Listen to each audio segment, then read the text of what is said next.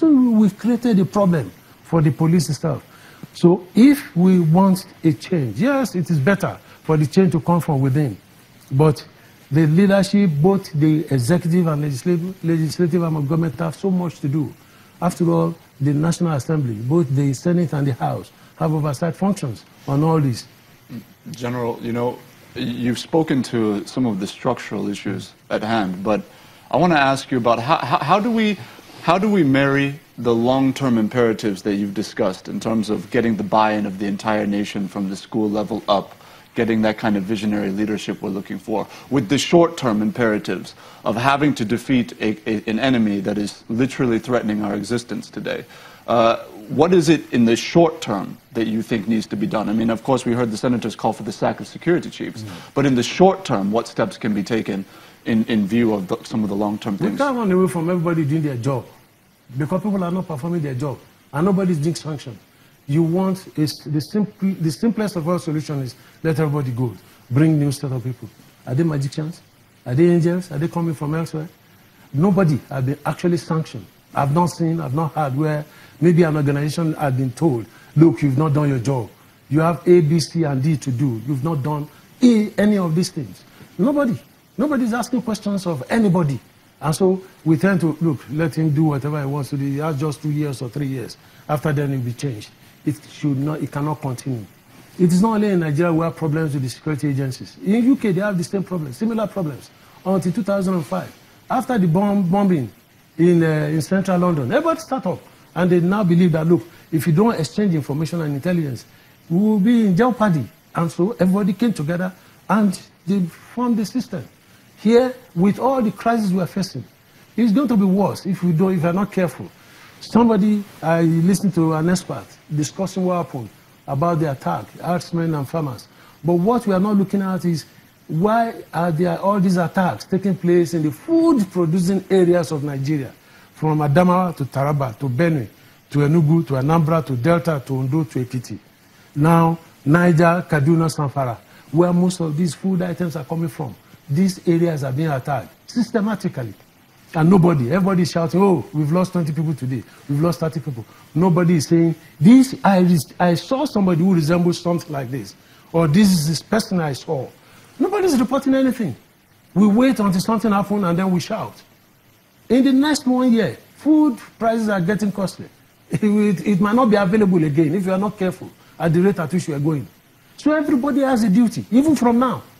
If we don't insist people doing their job, we'll continue to grope around, remove this, remove that. At the end of the day, we'll end up in square one.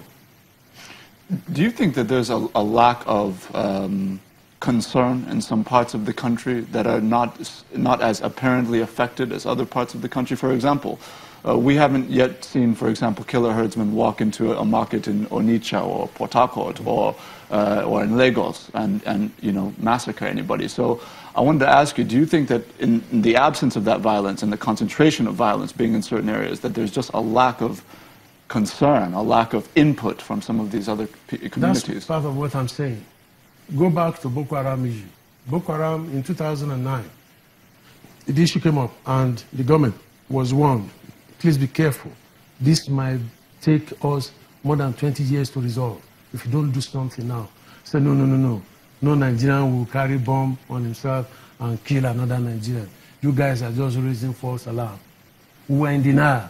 Up to today, some people still believe it was somebody who organized all these things. I went to a seminar and somebody was saying, no, I don't believe in all these stories you guys are saying. And then 2 days ago, Sarkida threw another bombshell. Said, look, of the Chibok guys we are looking for, the remaining ones, only maybe about 15 are remaining. 13. The rest have been killed through attack, through bombing and whatever. That one is there. It's going to play out again. So we keep on having problems and we're hiding. And yet everybody feels it is by removing people that we can solve the problem. What are our responsibilities? Have we been able to do that? If everybody starts asking questions from today, things will change. But everybody wants a set of people, about 1 million people, to look after 170-something million. It's not going to happen.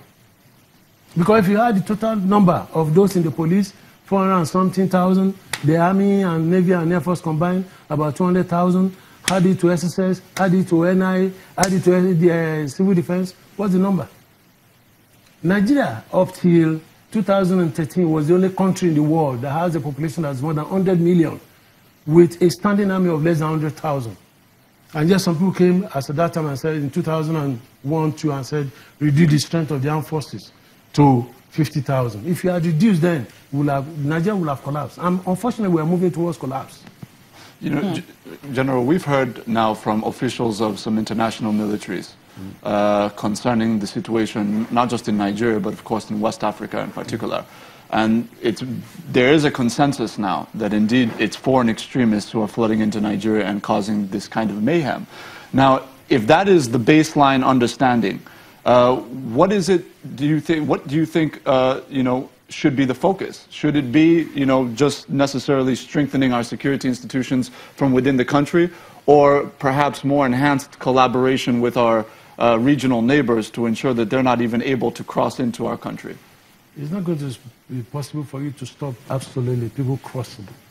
It's not, because all the borders, most of our borders are porous. In fact, Nigeria has one of the porous. But to reduce it, rather. You can reduce it. But if you are not secured internally, how do you secure yourself from outside?